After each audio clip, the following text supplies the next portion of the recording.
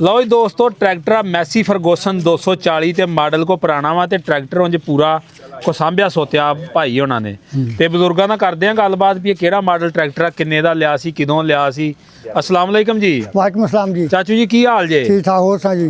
ये किहड़ा जे मॉडल ये ट्रैक्टर 82 है जी। सही ते जीरो ही लिया सी? नहीं चलता लिया शुरू किन्नी देर हो गई लए नूं? इन काफी देर हो गई आ। सही 82 मॉडल आ।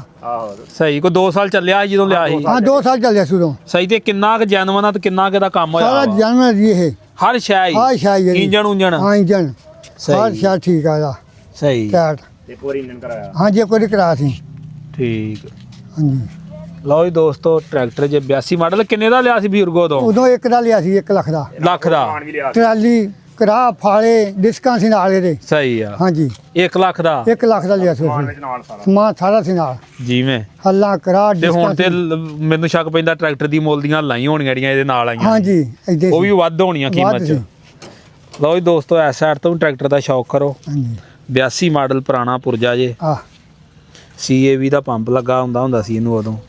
ਤੇ ਆਹ ਦੇਖੋ ਇਹਦੇ ਫਿਲਟਰ ਆਏ ਆਈਡੀਆ ਕਿੱਟ ਜੀ ਇਹਦੇ ਤੇ ਵੀ ਇਹਦਾ ਨੰਬਰ ਆ। बैठ जा बढ़ा दे ਸਹੀ ਬਜ਼ੁਰਗੋ ਵੇਚਣਾ ਜੇ ਕਿ नहीं ਨਹੀਂ? नहीं बेचना नहीं ਵੇਚਣਾ ਕਿਉਂ ਨਹੀਂ? नहीं बेचना नहीं है ये नाल दी गड्डियां हुन नहीं लभदी और लाते हो नवे लाते हो। ਸਹੀ हाँ जी ये नहीं बेचना तेरी बेचना ये नहीं बेचना